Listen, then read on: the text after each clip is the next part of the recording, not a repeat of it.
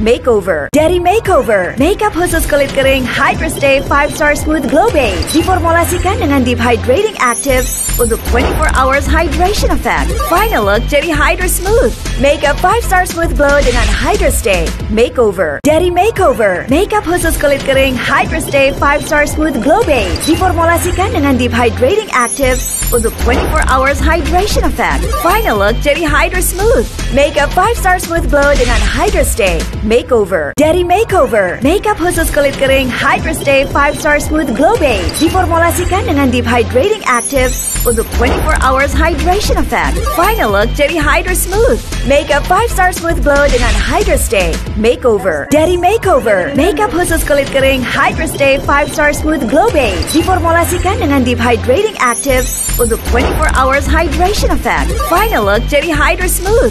Makeup 5 Star Smooth Glow dengan Hydra Stay. Makeover. Dari Makeover, makeup khusus kulit kering Hydra Stay.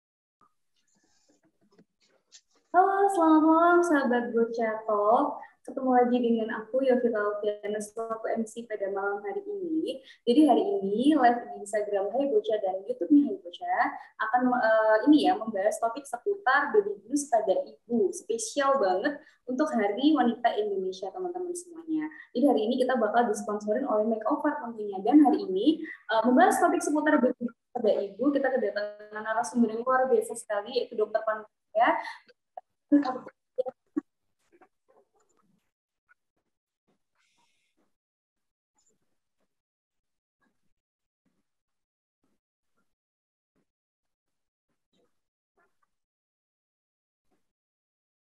Mas Rival masih trouble ya?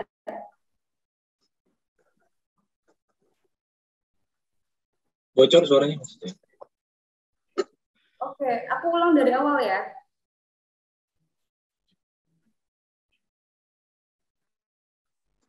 Mas Rival, aku ulang dari awal ini.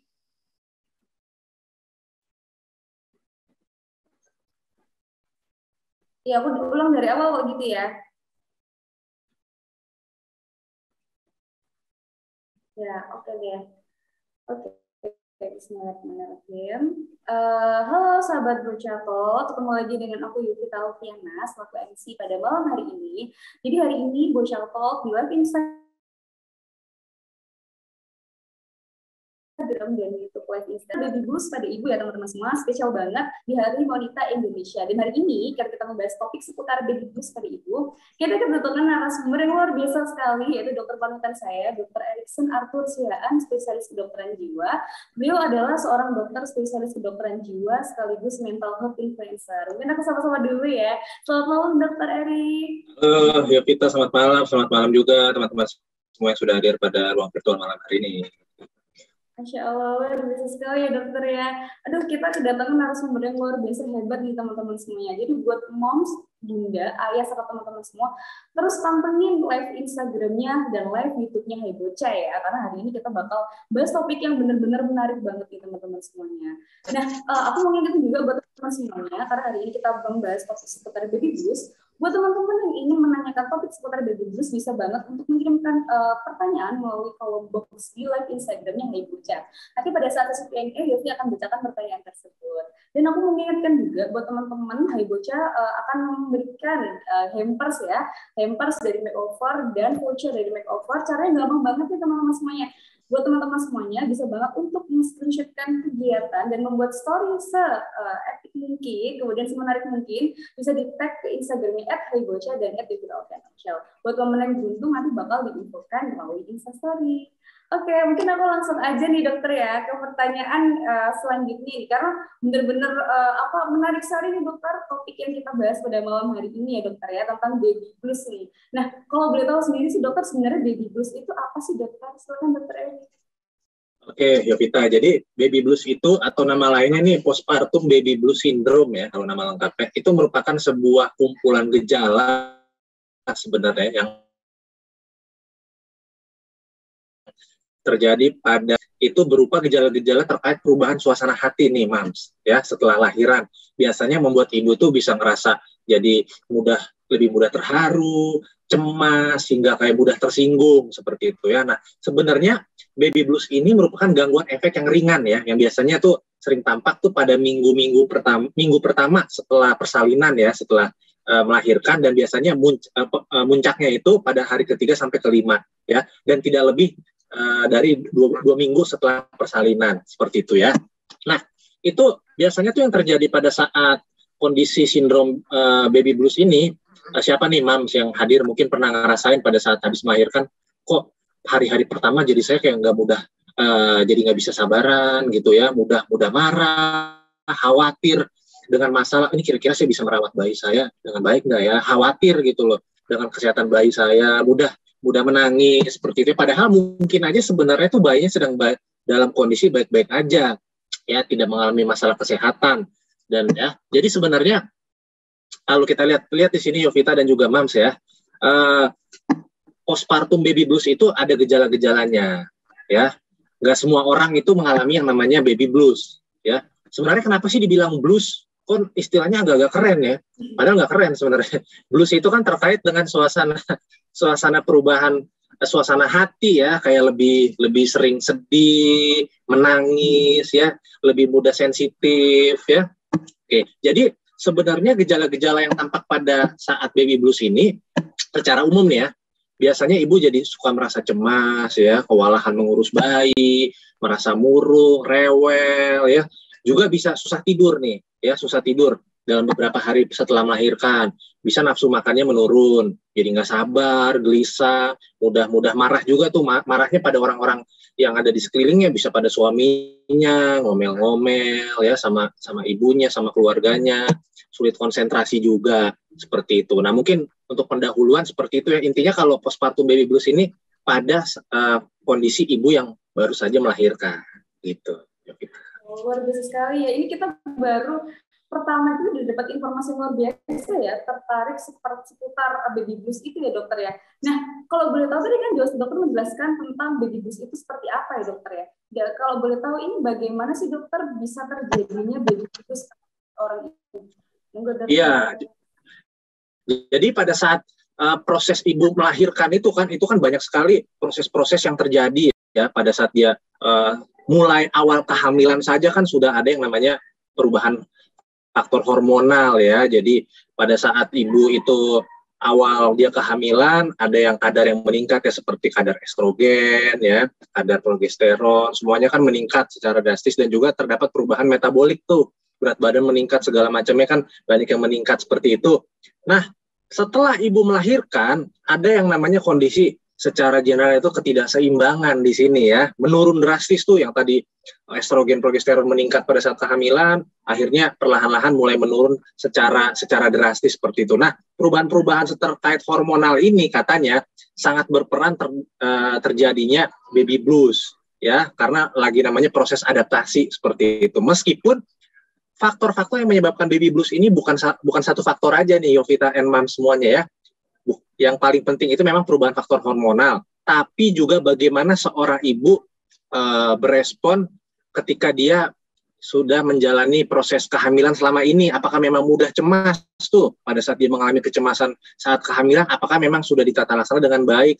Peran sebagai seorang suami seperti apa? Apakah bisa menenangkan? Bagaimana seorang ibu itu juga mempersepsikan tentang kehamilan dan juga persalinan dia? Ketika semua hal tadi itu diakumulasi ya, dicampur, ketika bisa tidak ditangani dengan baik, biasanya bisa timbul tuh baby blues ya. Tapi gak usah takut juga kok kalau misalnya sudah timbul baby blues itu gangguan perubahan suasana hati, tapi yang terjadinya itu ringan, belum sampai ke dalam episode depresi ya.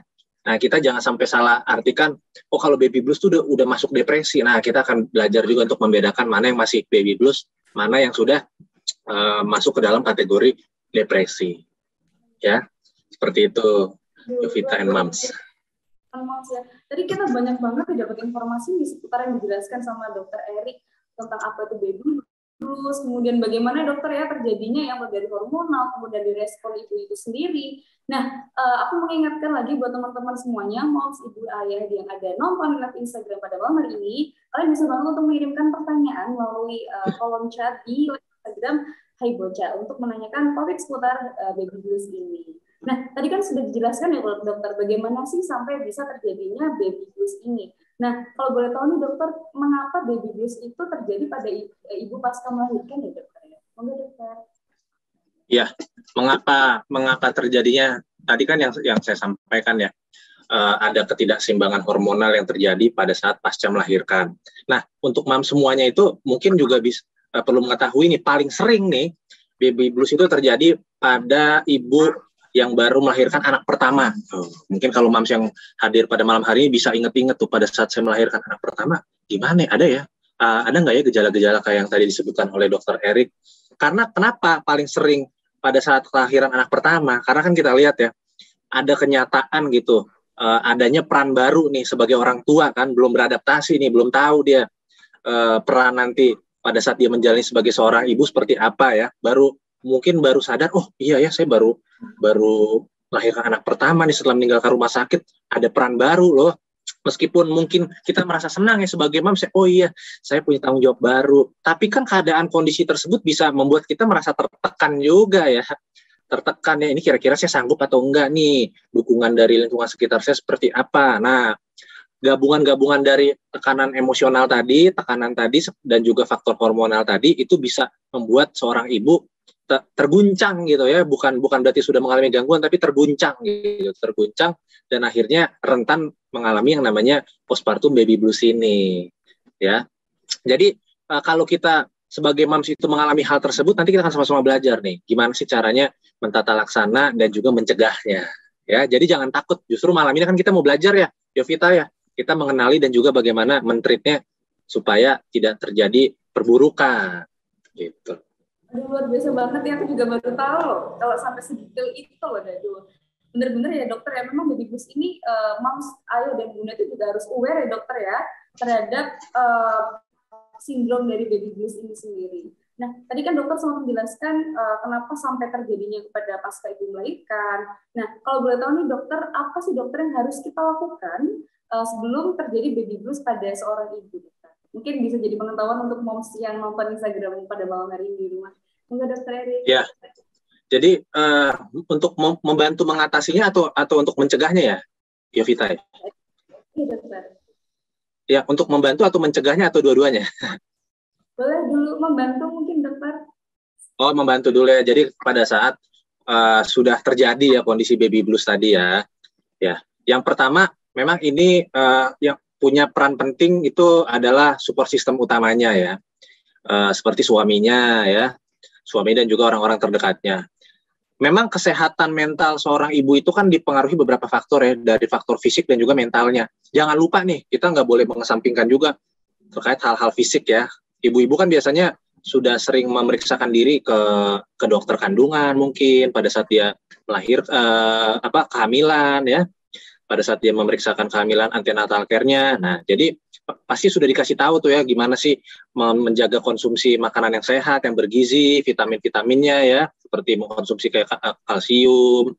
Juga pada saat kehamilan tuh dijaga juga tuh segala macam makanan-makanan itu harus yang bermanfaat dan juga sesuai nutrisinya, misalnya kadar besinya seperti apa, ya, terus juga asam folat, pemberian. Jadi pada saat kehamilan dan juga pada saat sudah melahirkan, gizinya harus tetap seimbang, ya, konsumsi multivitamin, omega 3 juga untuk menjaga kesehatan ibu. Lalu, jadi kan saya bilang tadi, pada saat terjadi kondisi baby blues itu kan sering tuh muncul perasaan sedih, perasaan bersalah juga sering muncul ya, perasaan bersalah. Nah, ketika moms mengalami hal tersebut, kita perlu menanamkan dalam diri kita juga nih, ya, bahwa kesalahan itu sebenarnya bukan pada diri kita kok. Ketika kita ragu-ragu, ya, kita nggak usah mencoba untuk menjadi seorang orang tua yang kayak perfect gitu ya. Harus perfect semuanya, harus sesuai apa kata saya harus mampu nih untuk menjaga merawat anak saya nanti. Jadi perasaan-perasaan kita harus menjadi orang tua yang perfect ini justru membuat kita semakin tertekan sebenarnya. Ya, semakin tertekan dan muncul juga perasaan bersalah nanti seperti itu. Jangan ragu supaya kita bisa meminta dukungan dari pasangan kita, suami kita, keluarga kita, orang-orang sekitar untuk membantu pemulihan diri. Karena kan kita sebagai moms itu kan masih kondisinya kan ya lelah ya, habis melahirkan, butuh dibantu seperti itu ya. Juga kita perlu meluangkan waktu untuk diri sendiri juga ya. Meskipun kita seorang ibu kan, kita sebagai seorang manusia ada waktunya juga untuk me time gitu loh, sejenak ya, sejenak. Misalnya kita pada saat bayi kita baru lahir nih ya, kan sering tidur tuh ya, sering tidur kan pada saat dia sedang tidak menangis, tidak sedang minta ASI kan biasanya ada waktu untuk tidur. Kita bisa sesuaikan juga jam tidurnya si dedek bayi dengan jam tidur kita. Karena kan kita harus menyesuaikan kan pada saat dia tidur, kita carilah waktu juga untuk tidur sejenak. Ya, seperti itu. Dan juga nih semuanya, mams itu bisa bergabung juga atau saling sharing dengan ibu-ibu baru lainnya. Ya, supaya tidak merasa sendiri gitu. Sekarang kan banyak tuh komunitas-komunitas mams ya, komunitas-komunitas ibu hamil, ibu melahirkan ya, yang sejenis itu ibu bisa gabung gitu, saling cerita gimana sih pada saat melahirkan anak pertama kondisinya, apa saja yang gejala-gejala atau tekanan mental yang dihadapi saat itu. Dengan kita saling bercerita kan kita punya pengalaman baru gitu loh. Ya, kita bisa memakai insight-insight yang dipakai oleh orang lain, sekiranya itu bisa kita lakukan juga pada diri kita sendiri, dan juga supaya kita tidak merasa bahwa kita itu sendiri loh, ini jangan-jangan nih gangguan saya berat nih, orang lain nggak pernah nih mengalami ini. Dengan kita saling ceritakan artinya oh ternyata ini hal yang cukup lumrah juga loh terjadi ya. Jangan lupa juga untuk istirahat cukup tuh ya. Kalau sebagai mams yang baru itu justru kita kan sangat butuh dukungan dari suami kita juga ya. Misalnya ambilin nih minuman gitu, bersihin nih si dedek bayi gitu kan. Jadi memang perlu kerjasama di sini ya, perlu kerjasama.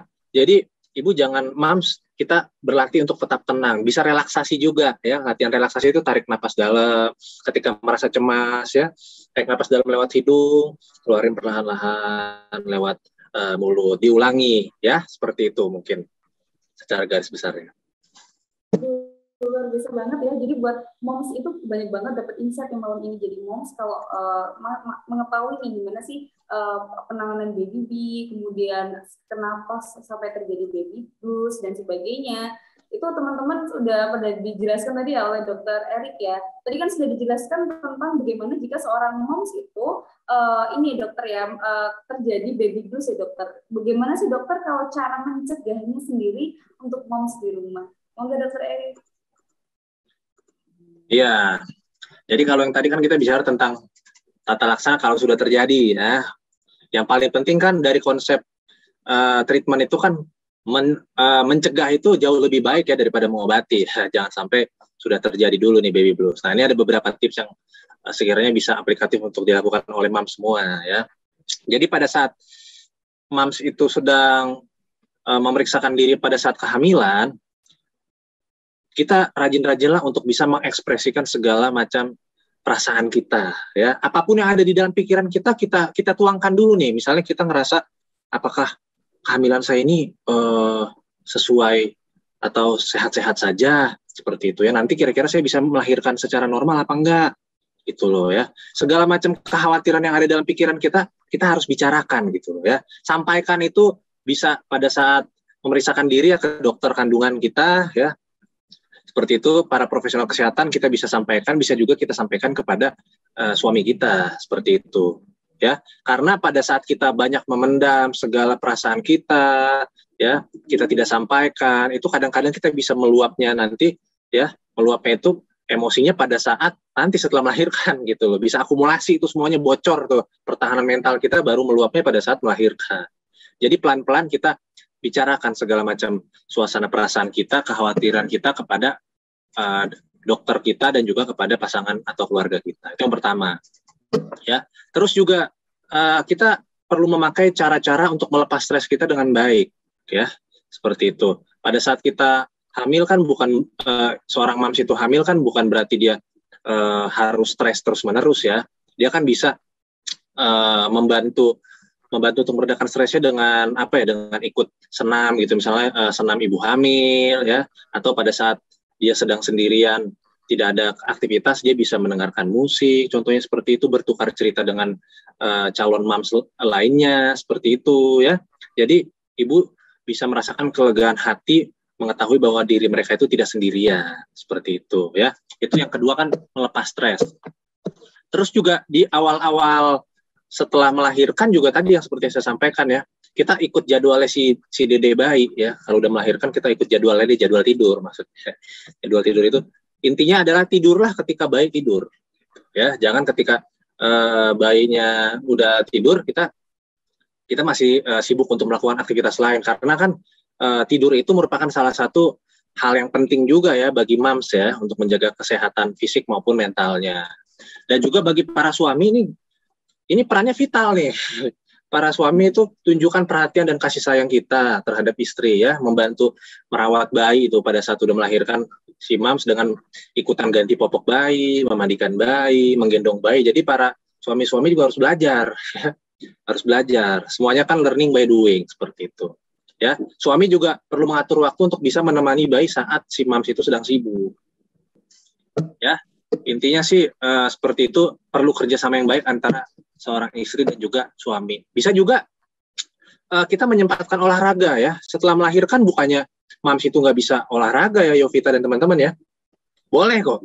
Kita berolahraga, misalnya senam nifas gitu ya. Jalan kaki ringan juga bisa ya. Untuk apa sih sebenarnya olahraga? Ya memperlancar aliran darah dalam tubuh ya.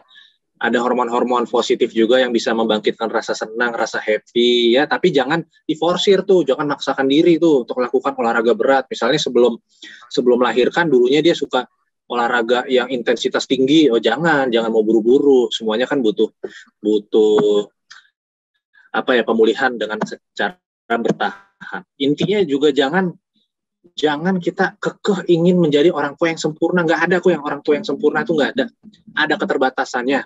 Seperti itu ya. Justru kalau kita mau merasa menjadi orang tua yang sempurna, di saat itulah kita sering memaksakan kehendak kita, atau ketika kita tidak bisa melakukan apa yang kita inginkan, kita merasa ada perasaan bersalah. Nanti itu akan menjadi tekanan mental emosional sendiri di dalam diri kita ya.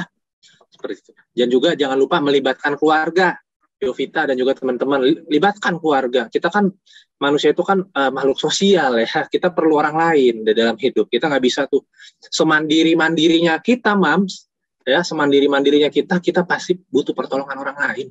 Nggak usah takut, nggak usah ragu tuh. Ya, seperti itu. Luar biasa sekali penjelasan dari Dokter Erik, benar-benar menginspirasi kita semua ya, moms, ayah, bunda di rumah. Nah, ini tentunya harus standby juga ya dokter ya, buat para suami-suami yang memang istrinya mengalami baby blues syndrome ini ya dokter ya.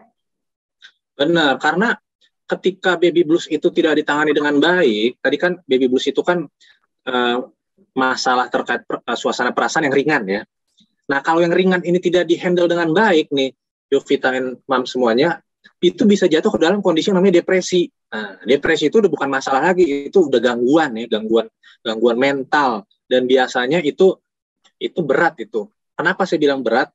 Kalau udah masuk dalam kondisi depresi, seorang Mams itu udah bisa punya keinginan untuk menelantarkan anaknya, tidak mau mengasuh anaknya, seperti itu ya. Terus juga jadi ada masalah tidur. Kalau seorang mams yang punya peran sangat vital tuh dalam merawat anak, tidak mau merawat anaknya lagi, kan kita bayangkan seperti apa. Bukan gak mungkin juga nih suami bisa juga kena depresi postpartumnya si mams, bisa juga suami kena. Ya, ada loh, saya juga pernah ketemu. Ada beberapa pasien juga suaminya ikutan juga kena depresi gitu, karena beban tadi ya, istri saya udah mengalami tekanan mental emosional, saya juga merasa saya nggak bisa menghandle anak saya dengan baik ya, kerjaan saya jadi keteteran, bukan nggak mungkin juga nanti imbasnya malah nular ke suami juga. Jadi yuk kita kenali baby blues sejak awal, dan lebih baik kita mencari cara untuk mencegahnya, seperti itu ya, Mams. Aduh, banyak banget ya kita dapat insight baru nih dari penjelasan Dokter Erik. Nah, itu mengingatkan lagi buat teman-teman semuanya, jika ada pertanyaan seputar baby blues ini, bisa banget untuk mengirimkan di kolom chat live Instagram Hai Bocah ya teman-teman semuanya ya. Nanti pada saat sesi Q&A, Yofi akan bacakan pertanyaan dari teman-teman semuanya. Karena kali ini kita bakal bahas topik yang seru banget nih tentang baby blues pada ibu gitu. Nah, tadi kan sudah dijelaskan nih dokter, mulai dari pencegahan, bagaimana cara mengobati dan sebagainya. Nah, kalau boleh tahu nih dokter, siapa saja sih dokter yang bisa membantu kondisi ibu apabila seorang ibu itu terkena baby blues syndrome? Silakan dokter Erik. Ya, yang pertama yang pastikan orang-orang terdekatnya tadi ya, suami siaga. ya. Sebagai seorang suami itu memang pada saat dari awal kehamilan istri saja kan sudah diedukasi harusnya dengan baik ya, bagaimana dia harus bisa menjalankan perannya, membagi waktu antara tenaganya, waktunya, ya, untuk bisa membantu meringankan segala hal yang berkaitan dengan kehamilan dan juga kelahiran dari seorang bayi, ya. Itu suami siaga seperti itu. Dan juga pada saat seorang ibu itu kontrol ya ke dokter, yang bisa membantu ya salah satunya ya dokter tempat dia konsultasi selama ini. Seperti itu ya, kalau ke dokter kandungannya itu bisa tuh membantu kondisi ibunya, memberitahu kira-kira apa yang harus ibu lakukan menjaga kesehatan fisik dan mentalnya. Seperti itu. Dan juga selain itu keluarga besarnya. Ya, nanti kan pada saat biasanya kan kalau baru melahirkan itu kan nggak tinggal berdua doang ya dengan suami, biasanya tuh akan melibatkan dulu nih keluarga-keluarga besarnya supaya bisa membantu menjaga ya. Nah, seperti itu. Jadi komunikasi itu adalah hal yang sangat penting nih, Jovita and Moms ya. Supaya tahu nih maunya si Moms ini apa, maunya keluarga tuh apa, maunya suami apa, dikomunikasikanlah dengan baik gitu. Supaya baby blues ini cepat tertangani. Kan harusnya tuh baby blues itu kalau bisa ditangani dengan baik kan cepat itu sebenarnya, dalam beberapa hari bisa resolusi atau hilang ya, balik lagi keadaan normal. Tapi bila sudah sampai 2 minggu nih, 2 minggu kok keadaannya tetap seperti itu, nangis terus, khawatir berlebihan terus, susah tidur, bawaannya marah-marah terus tuh. Kalau udah lebih dari 2 minggu, hati-hati, jangan-jangan tuh udah sampai dalam kondisi depresi. Ya, kalau udah sampai depresi nanti kan bukan nggak mungkin juga ada masalah tuh, misalnya jadi nggak bisa keluar ASI-nya ya, yang harusnya si baby kan perlu ASI itu ya untuk makanannya, nutrisinya. Nah kalau si ibunya udah depresi kan nanti nggak keluar gitu ASI-nya, jadi harus pakai susu lain gitu, misalnya susu formula. Ya kalau baby baru lahir itu kan paling penting kan adalah ASI ya, itu makanan utamanya. Seperti itu. Kalau dia kurang dapat nutrisi utama, bukan nggak mungkin juga si baby nanti rentan sakit ya, dikit-dikit sakit seperti itu. Jadi baby blues ini sebenarnya kalau mau dijabarin lebih jauh, efeknya tuh jangka panjang juga ya, kemana-mana, merembet ke masa depan juga kalau tidak ditangani dengan baik. Itu loh Mams, pentingnya kita menangani baby blues ini. Aduh, ini banyak banget informasi yang udah dijelaskan sama Dokter Erik ya, Moms dan Bunda di rumah terkait tentang baby blues ini gitu. Nah, tadi kan sudah sempat dijelaskan ya dokter siapa saja yang bisa membantu kondisi ibu ketika seorang ibu itu terkena baby blues syndrome. Nah, kemudian mungkin ada tips nih dari Dokter Erik untuk mengurangi risiko terjadi baby blues pada seorang ibu nih dokter. Mungkin untuk Moms dan ibu bunda yang nonton dalam Instagram malam hari ini, mungkin boleh dijawab Dokter Erik, silakan. Ya, tips apa tadi, tips untuk mengurangi risikonya tadi ya? Iya dokter. Ya tadi sebenarnya udah disampaikan sih, mengurangi resiko itu kan adalah pada saat seorang ibu itu sedang hamil ya, itu sudah bisa tuh kita lakukan yang namanya konsultasi, membicarakan segala macam kekhawatiran Moms itu ya kepada dokter ya. Pada saat konsultasi antenatal care ya, ANC, kan biasanya tiap trimester tuh Moms pasti akan memeriksakan diri ya. Kalau udah trimester 3 kan biasanya makin sering tuh konsultasi ke dokter kandungannya, bicarakan segala hal kekhawatiran. Kira-kira nanti dok kalau sudah melahirkan gimana nih ke depannya? Kira-kira saya ASI saya nanti akan seperti apa ya? Terus juga kemampuan saya merawat bayi saya nanti seperti apa? Itu sampaikan semuanya. Jangan dipendam. Memang ada lagi satu faktor yang saya mau sampaikan nih, Jovita. Setiap ibu itu kan pasti punya kepribadian yang berbeda-beda ya. Ada yang memang dari dulunya bahkan sebelum dia hamil juga orangnya udah cenderung pencemas. Ada tuh. Ya udah cenderung pencemas. Misalnya segala hal dalam hidup itu dicemaskan tuh. Misalnya saya kerja, saya takut kurang nih uang saya. Terus saya juga seringkali memikirkan pendapat orang lain di dalam hidup saya. Jadi itu dia sering overthinking ya. Orang-orang yang pencemas ini biasanya lebih rentan juga mengalami yang namanya postpartum blues ini. Jadi sebenarnya kita perlu kenali diri kita juga nih ya, keterbatasan kita, potensi dalam diri kita. Kita kenali nih Moms, apakah memang selama ini saya seorang yang pencemas atau bukan. Kalau saya orang yang pencemas, saya udah sadar nih saya orang yang pencemas, oh berarti saya harus cari cara untuk bisa meredakan kecemasan saya dengan baik Ya, ada orang yang selama ini dia cemas-cemas aja, tapi dia nggak tahu caranya untuk meredakan kecemasan dia. Justru dia memakai cara-cara yang tidak baik mungkin ya. Cara-cara yang tidak baik itu sebenarnya banyak. Ada yang mungkin dia sampai misalnya konsumsi obat-obatan tertentu, bahkan dia konsumsi alkohol untuk meredakan kecemasan dia. Itu kan bukan jalan solusi yang baik ya, seperti itu ya. Jadi kenali diri kita masing-masing seperti itu sih. Itu tadi ya teman-teman ya, udah lengkap banget dijelaskan sama Dokter Erik, moms dan bunda terkait baby blues pada ibu. Itu buat teman-teman di rumah, ayah ibu bunda yang nonton Instagram, live Instagram dia Bocha, dan live YouTube di Bocha malam hari ini, bisa banget untuk mengirimkan pertanyaan terkait baby blues pada ibu ini ya. Nah, ini Yofi mau membacakan beberapa pertanyaan yang sudah masuk. Ada dari Kak Dearti, dokter. Permisi dok, izin bertanya. Tadi kan dikatakan bahwa baby blues itu kebanyakan pada anak pertama ya dokter ya. Ketika seorang ibu anak pertama, itu apakah berpotensi untuk terjadi ke anak kedua serta ketiganya? Buat dokter, silakan. Iya, Mbak Dati yang nanya ya. Oke, memang kalau dari penelitian dan data-data yang ada, paling sering itu baby blues terjadi pada anak pertama ya, kelahiran anak pertama. Karena tadi yang saya sampaikan, anak pertama itu kan dalam kondisi proses adaptasi ya untuk seorang ibu ya. Ya seperti itu. Memang pada anak kedua, ketiga, keempat pun sebenarnya masih ada peluang itu terjadi. Tapi memang sudah lebih kecil. Karena kan seorang ibu sudah belajar tuh bagaimana sih merawat anak sebelumnya, seperti itu ya.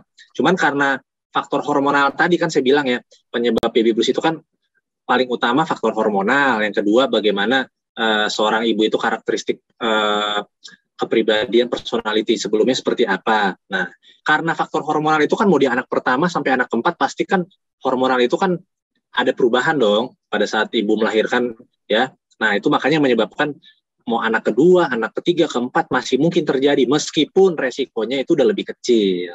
Seperti itu dibandingkan anak pertama. Kalau saya mendapatkan pasien waktu itu beberapa kali ya anak pertama memang yang paling sering datang dengan kondisi baby blues. Oke, tadi sudah dijawab ya dokter ya. Semoga terjawab ya pertanyaan untuk Kak Dianti seputar baby blues itu. Jadi berpotensi juga ya dokter ya ke anak yang kedua dan ketiga, tapi tidak sebanyak yang pertama dokter ya. Nah, peluangnya lebih kecil lah peluangnya, peluang terjadinya. Oke, mungkin Yofi akan membacakan pertanyaan yang kedua, dokter.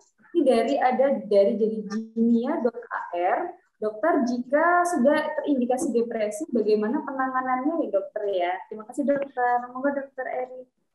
Ya, makasih ya pertanyaannya. Jadi kalau yang sudah sampai masuk ke dalam kondisi depresi, nah satu hal yang perlu diperhatikan, yang memastikan itu sudah sampai kondisi depresi adalah profesional kesehatan ya.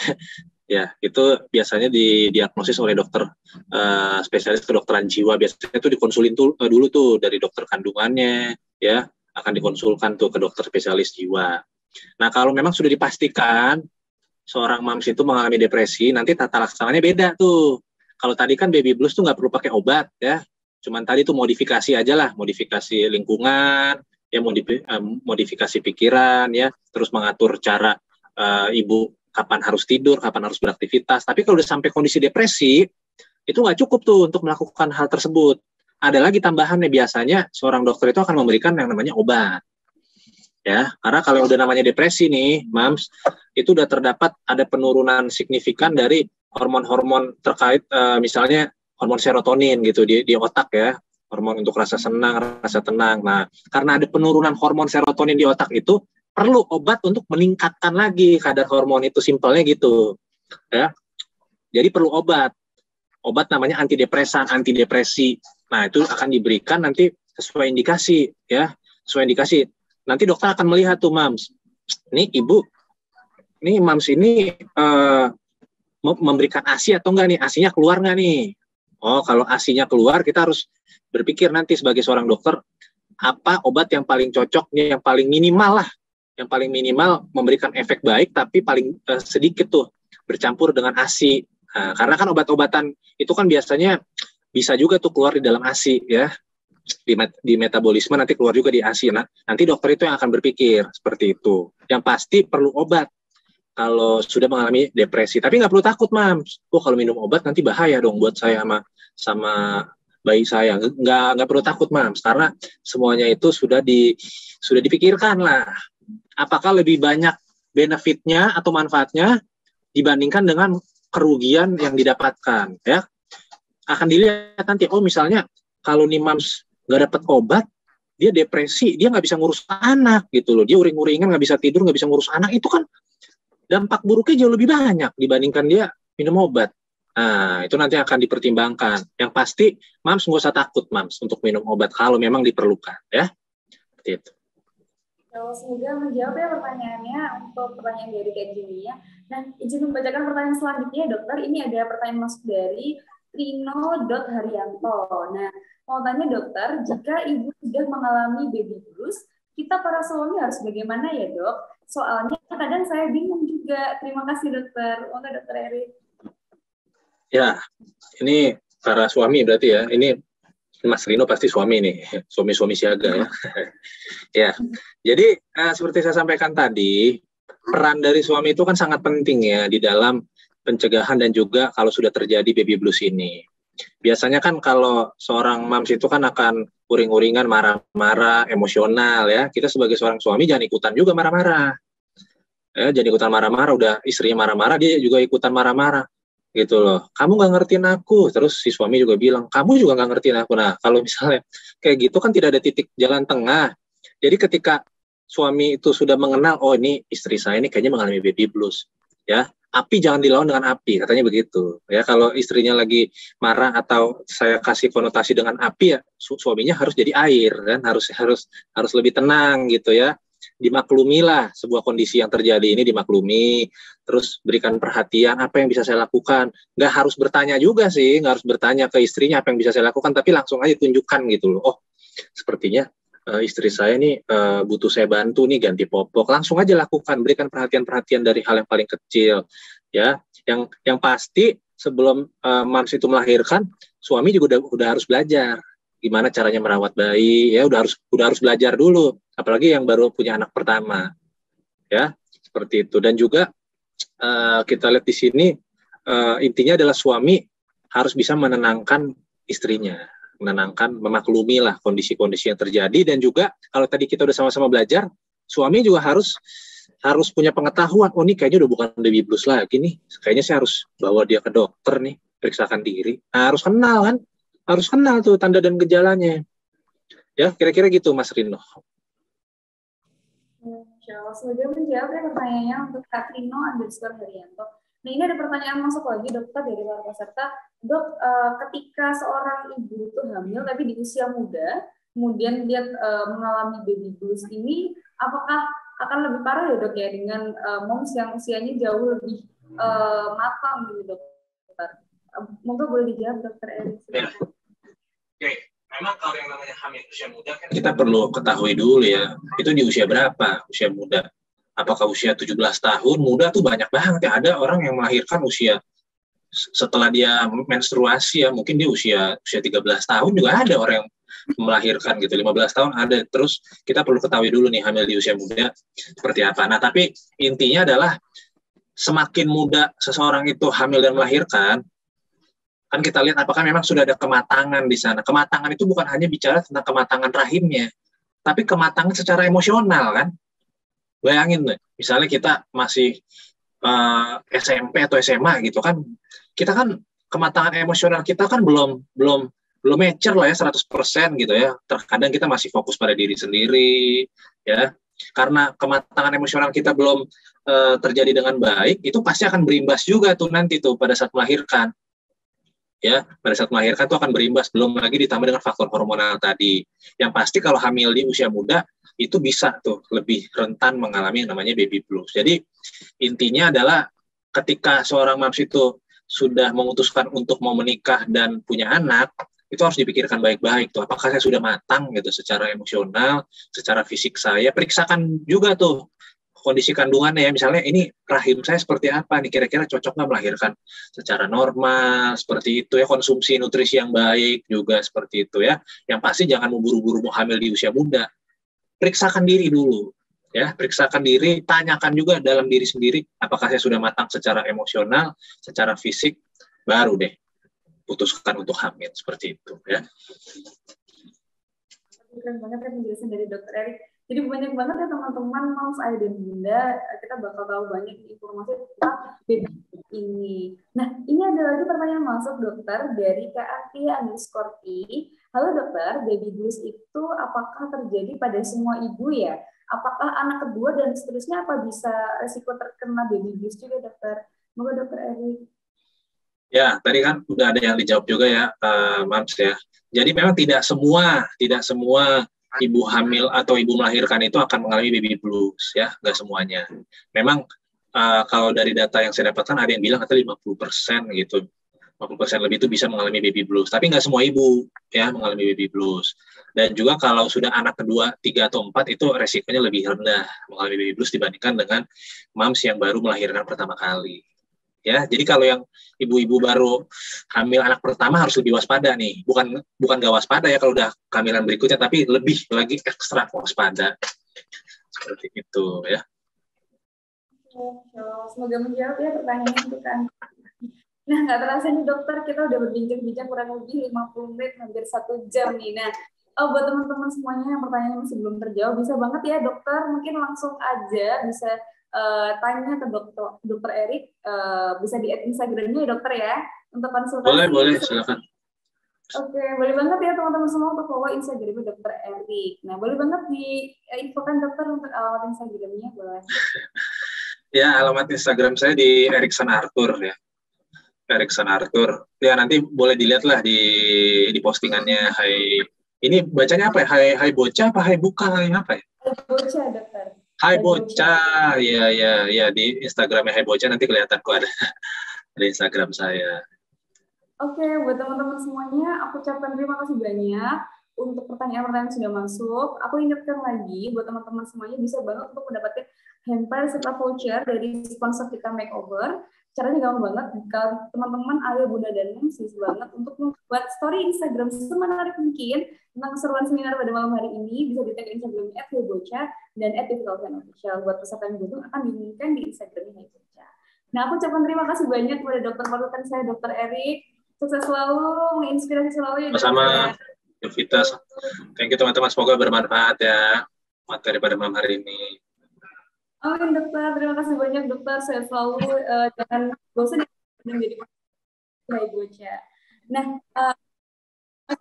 untuk teman-teman ini aku ucapkan kepada para sponsor, yaitu Makeover, Sugacita, dan Hebocha. Aku Yovita pamit. Warahmatullahi wabarakatuh. Selamat malam. Selamat malam. Makeover. Dari Makeover, makeup khusus kulit kering Hydra Stay 5-Star Smooth Glow Base diformulasikan dengan Deep Hydrating Active untuk 24 hours hydration effect. Final look jadi Hydra Smooth. Makeup 5-Star Smooth Glow dengan Hydra Stay. Makeover. Dari Makeover, makeup khusus kulit kering Hydra Stay 5-Star Smooth Glow Base diformulasikan dengan Deep Hydrating Active untuk 24 hours hydration effect. Final look jadi Hydra Smooth. Makeup 5-Star Smooth Glow dengan Hydra Stay. Makeover. Dari Makeover, makeup khusus kulit kering Hydra Stay 5-Star Smooth Glow Base diformulasikan dengan Deep Hydrating Active untuk 24 hours hydration effect. Final look jadi Hydra Smooth. Makeup 5-Star Smooth Glow dengan Hydra Stay. Makeover. Dari Makeover, makeup khusus kulit kering Hydra Stay 5-Star Smooth Glow Base diformulasikan dengan Deep Hydrating Active untuk 24 hours hydration effect. Final look jadi Hydra Smooth. Makeup 5-Star Smooth Glow dengan Hydra Stay. Makeover. Dari Makeover, makeup khusus kulit kering Hydra Stay.